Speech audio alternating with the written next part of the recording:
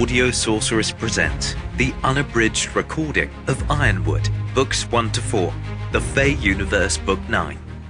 Written by Alessa Thorn. Narrated by Dryw Mcarthur.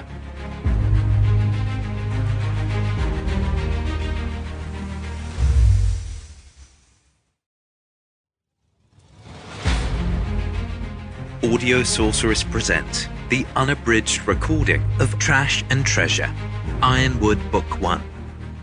Written by Alessa Thorn. Narrated by Dryw Mcarthur.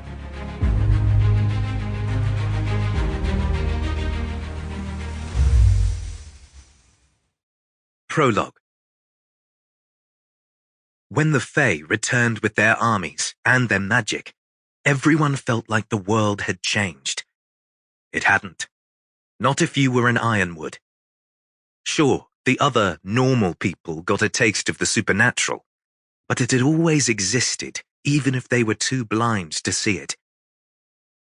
The great old families in the world, like the Ironwoods and the Great Drakes, had been fighting against evil for centuries, their knowledge of magic and monsters never disappearing like it had for the other humans.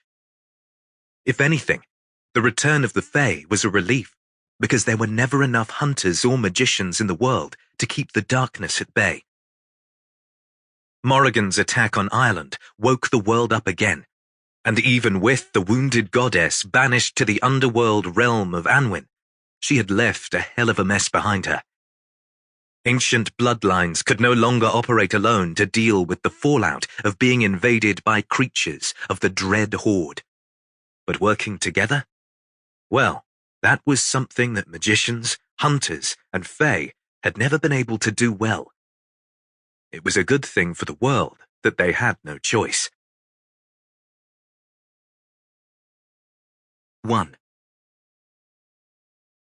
Charlotte Ironwood believed in two things above all others: that getting a magical sigil perfect was like seeing the face of God, and control over one's emotions was the utmost quality a human could possess. Understanding magic and harnessing it were her lifelong pursuits that demanded perfection and were the highest calling one could have. In her world, magic entailed respect, discipline, and commitment. For all those reasons, she found the magician standing before her utterly problematic. Reeve Greatdrakes was the antithesis of everything she believed in. Reeve Greatdrakes was a trash magician and human. Reeve Greatdrakes was smiling at her like he knew everything she was thinking about him. Sample complete. Ready to continue?